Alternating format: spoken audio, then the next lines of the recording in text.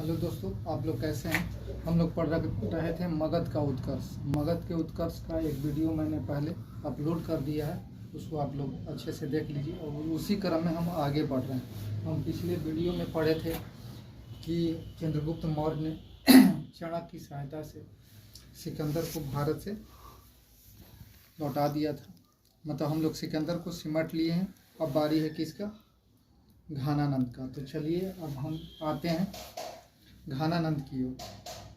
सिकंदर के सिमटाने के बाद चाणक्य का अब निशाना घानानंद पर था। घानानंद ने मगध में छोटे छोटे राजाओं को आपस में मिलाकर घानानंद के विरुद्ध युद्ध का प्लानिंग बनाया और चंद्रगुप्त मौर्य ने घानानंद को हराया और चंद्रगुप्त ने मगध की गद्दी पर बैठ गए। तो अब आगे हम पढ़ेंगे चंद्रगुप्त मौर्य यानी चंद्रगुप्त मौर्य का राज सिंहासन पर बैठने के बाद क्या हुआ।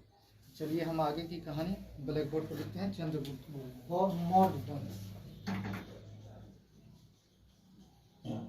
मौर्य स्थापना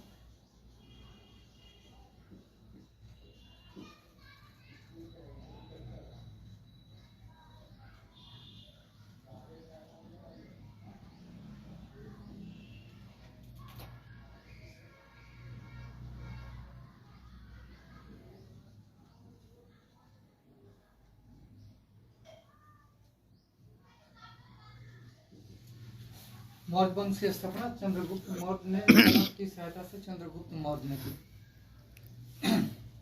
अब चलिए इसके पहले हम कुछ जान लेते हैं। चाणक्य का एक और नाम था विष्णुगुप्त और कौटिल्य। चाणक्य के पिता का नाम था गुणी या क्षणिक गुणी। चाणक्य के पिता का नाम क्षणिक था और चाणक्य का जन्म जो था 375 बीसी में था। चाणक्य का जन्म कब हुआ था? 375 बीसी में। चाणक्य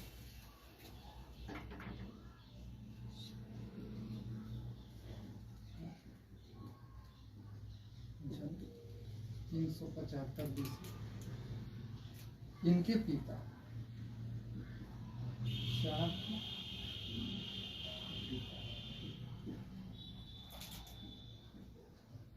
गुणित। चाणक्य के पिता का नाम क्या था? गुणित या चाणक्य। ठीक है।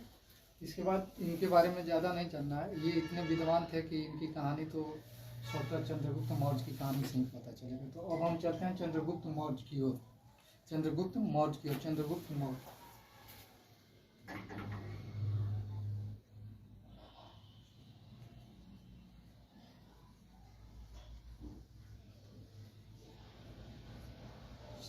मौर्य के बारे में जानते हैं और इसके बाद हम समझाते हैं। चंद्रगुप्त मौर्य के पिता का नाम था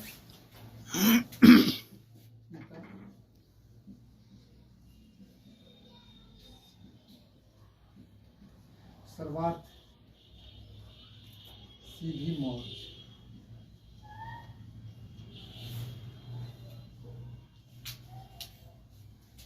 माता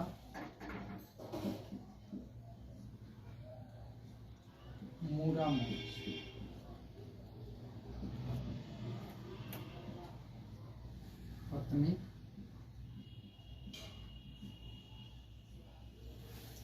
पत्नी का नाम था कार्नेहेलिया।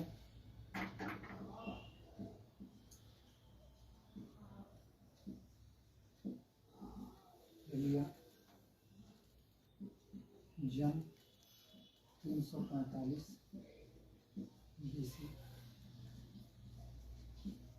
गद्दी पर बैठे 322 बीसी। मृत्यु 298 बीसी।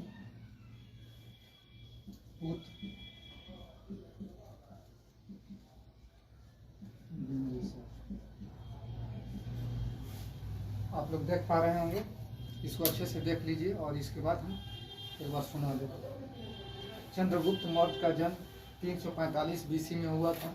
इनके पिता का नाम सर्वार्थ सीधी मौर्य था, माता का नाम मूरा मौर्य था और पत्नी कार्नेहेलिया थी जो सिलिकस निकेटर की बेटी कौन थी? कार्नेलिया सिलिकस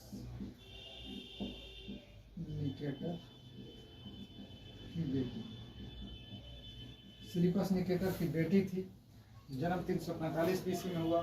चंद्रगुप्त मौर्य मगध की गद्दी पर 322 बीसी में बैठे और मृत्यु 298 बीसी में हुआ। पुत्र का नाम बिंदुसार था। आप लोग इसको अच्छा से उतार लीजिए, कॉपी में पेन डाउन कर लीजिए, इसके बाद आगे लिखते हैं। उतारिए। आप लोग इसको लिख लिए होंगे, अब इसको हम मिटा देते हैं। यदि आप लोग लिखे नहीं होंगे तो एक बार फिर से सुना देते हैं। मौर्य वंश की स्थापना चाणक्य की सहायता से चंद्रगुप्त मौर्य ने की। चाणक्य का जन्म 375 बीसी में हुआ। चाणक्य के पिता का नाम था चाणक्य या गुणी। अब आते हैं चंद्रगुप्त मौर्य के बारे में। चंद्रगुप्त मौर्य के पिता का नाम है स्वार्थ सिद्धि मौर्य, माता मूरा मौर्य, पत्नी कार्नेलिया जो सिलिकस निकेटर की बेटी थी। चंद्रगुप्त मौर्य का जन्म 345 बीसी में हुआ। गद्दी पर 322 बीसी में बैठा। मृत्यु 298 में। पुत्र बिंदुसार। ठीक है, इसको हम मिटा लेते हैं। आप लोग तब तक बने रहिए वीडियो में।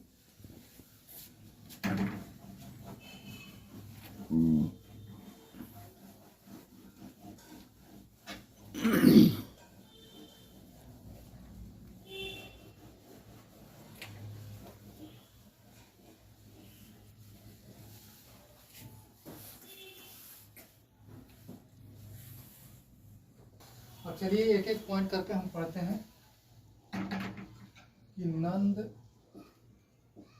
वंश के अंतिम शासक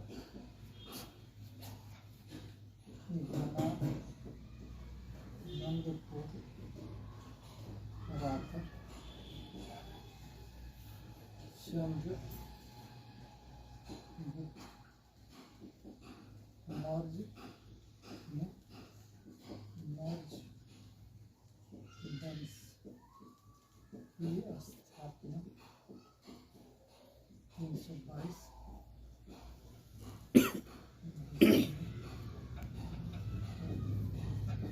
पहला पॉइंट मैंने लिखा कि नंद वंश का अंतिम शासक घानानंद को हराकर चंद्रगुप्त मौर्य ने मौर्य वंश की स्थापना 322 बीसी में कर दी और मगध की गद्दी पर बैठा।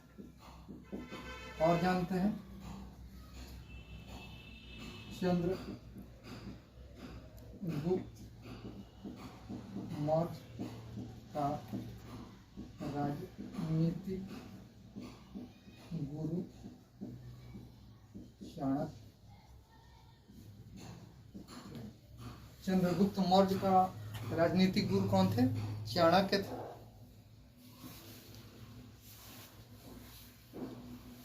अब चलिए हम जानते हैं कि चंद्रगुप्त मौर्य की जाति।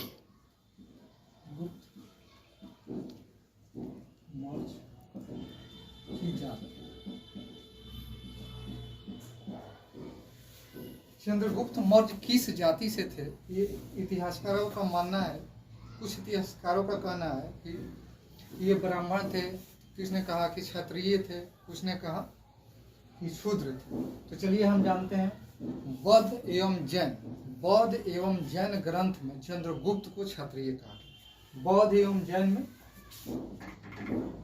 बौद्ध एवं जैन साहित्य में क्षत्रिय कहा गया। क्या कहा गया? बौद्ध एवं जैन साहित्य में क्षत्रिय कहा गया। जबकि मुद्रा राक्षस में मुद्रा राक्षस एवं ब्राह्मण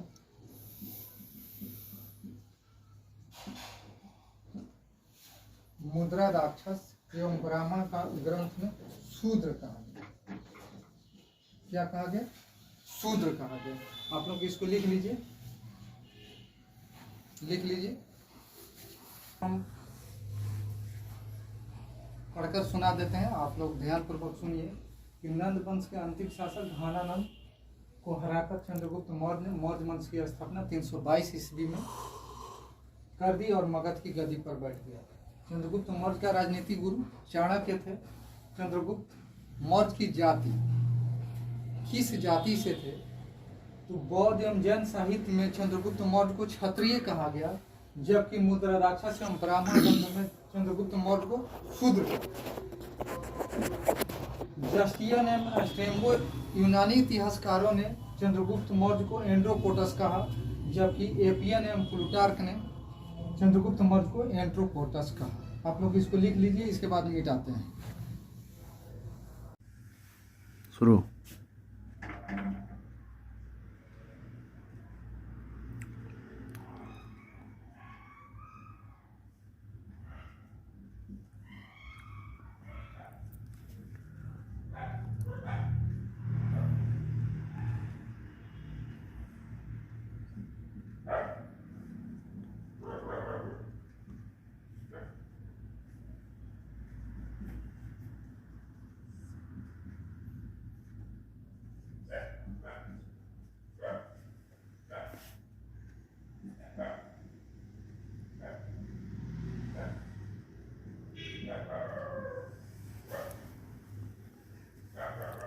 तीन 305 ईसा पूर्व में सिलिकस निकेटर ने पुनः मगध पर चढ़ाई किया और चंद्रगुप्त मौर्य के साथ युद्ध किया, जिसमें चंद्रगुप्त मौर्य ने सिलिकस निकेटर को 305 ईस्वी में युद्ध में हरा दिया। और हार के बाद सिलिकस निकेटर ने अपनी पुत्री कार्नेहेलिया की शादी चंद्रगुप्त मौर्य के साथ कर दी। शादी के उपरांत चंद्रगुप्त मौर्य ने चंद्रगुप्त मौर्य 500 हाथी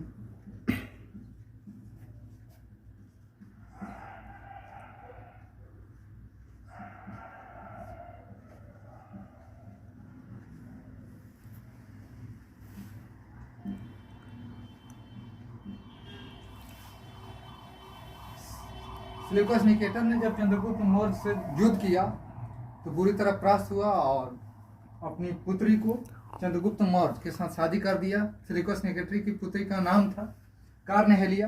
कार्नेहेलिया का शादी किसे कर दिया? चंद्रगुप्त मौर्य से। और चंद्रगुप्त मौर्य ने शादी के बाद अपने ससुर यानी सिलिकस निकेटर को 500 हाथी गिफ्ट में दिए। उपहार में कितने हाथी दिया? उपहार में दिए 500 हाथी।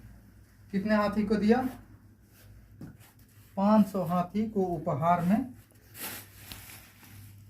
दिए। चंद्रगुप्त मौर्य ने अपने ससुर सिलिकस निकेटर को उपहार में 500 हाथी दिया। उपहार में कितने हाथी दिया? उपहार में 500 हाथी दिए।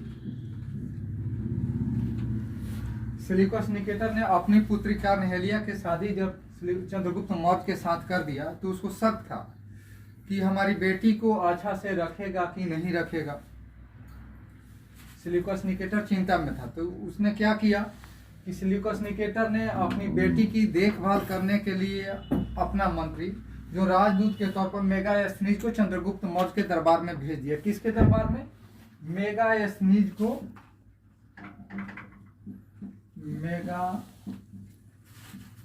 मेगास्थनीज को चंद्रगुप्त के दरबार में भेज दिया। दरबार में इसको शक था कि भाई युद्ध में हम हार गए हैं, युद्ध के बाद मेरी बेटी को शादी हुई है तो कहीं मेरी बेटिया को अच्छा से रखेगा कि नहीं रखेगा। तो अपना राजदूत भेज दिया। किसको? मेगास्थनीज को। मेगास्थनीज ने सूचना दिया कि महाराज आपकी बेटी बहुत अच्छी से है, यहाँ चंद्रगुप्त मौर्य के पास रानी बनकर है, कोई चिंता उनता की जरूरत नहीं है। तो सिलिकस निकेटर शांत हुआ। तब तक इसने सोचा चंद्रगुप्त मौर्य कि भाई शादी किए, 500 हाथी उपहार में दिया। सिलिकस निकेटर सोचा कि जब हमको 500 हाथी उपहार में दिया तो हम काहे नहीं अफगानिस्तान और पाकिस्तान को दहेज में दे दे भाई। सिलिकस निकेटर ने चंद्रगुप्त मौर्य को अफगानिस्तान और पाकिस्तान को दहेज में दे दिया। किसको दे दिया भाई? चंद्रगुप्त मौर्य को सिल्यूकस निकेटर ने अफगानिस्तान और पाकिस्तान दहेज के रूप में दे दिया, यानी कि काबुल, हेरात, मकरान और कंधार। कौन कौन सा जगह दिया? काबुल, हेरात, मकरान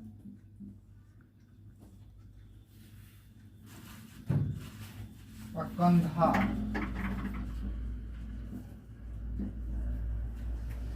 दहेज के रूप में दिया था। कौन दिया दहेज के रूप में?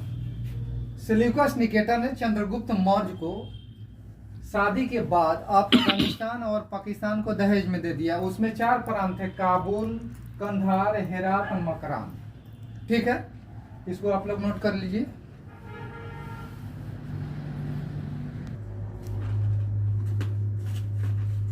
इसको मिटा देते हैं। चंद्रगुप्त मौर्य के पास चंद्रगुप्त मौर्य के पास 6 लाख सेना थी। कितना था? 6 लाख सेना। इसको याद रखना है। अब जानते हैं चंद्रगुप्त मौर्य जो था 298 बीसी में। कितना?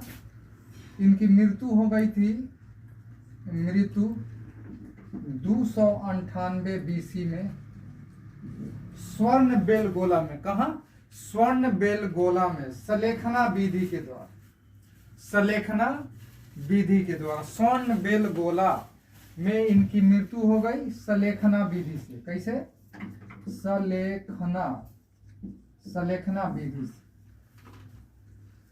इनकी मृत्यु हो गई। और इनके पुत्र का नाम था, क्या था? बिंदुसार। बिंदुसार। आप पढ़ते हैं बिंदुसार के बारे में, बिंदुसार के बारे में पढ़ते हैं। ये पॉइंट को याद करना है। इसको इसके बाद बिंदुसार को बता रहे हैं। उसके पास 6 लाख की सेना थी। चंद्रगुप्त मौर्य का मृत्यु सलेखना या संथरा विधि से 298 बीसी में स्वर्ण बेलगोला में हुआ था। अब पढ़ते हैं बिंदुसार को। बिंदुसार 298 बीसी से 273 बीसी तक मगध की गद्दी पर रहा।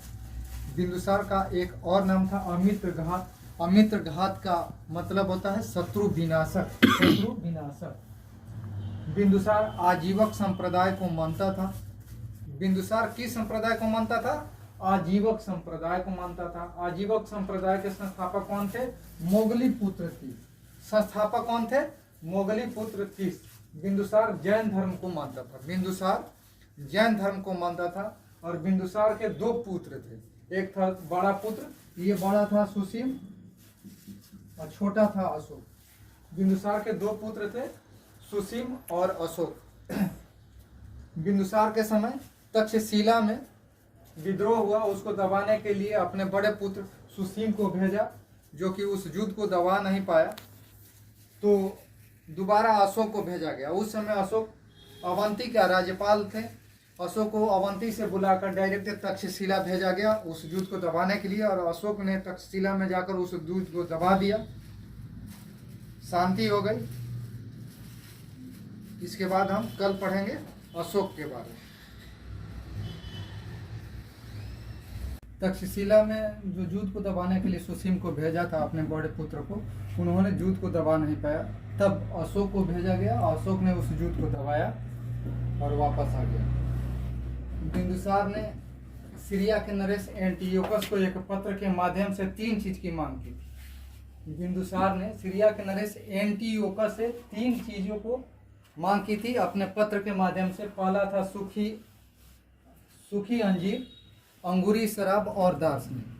सीरिया के नरेश एंटियोकस ने इनको 2 चीज दिया, सूखी अंजीर, अंगूरी शराब, परंतु दार्शनिक को नहीं भेजा। और मिस्र के राजा टॉलमी द्वितीय, जिनका नाम फिलाडेल्फस है। मिस्र के राजा टॉलमी द्वितीय फिलाडेल्फस टॉलमी द्वितीय का ही नाम है। तो मिस्र के राजा टॉलमी द्वितीय फिलाडेल्फस ने अपना राजदूत डायनोसिस को बिंदुसार के दरबार में भेजा। आप लोग इसको लिख लीजिए और इसके बाद अगले वीडियो को पढ़ेंगे।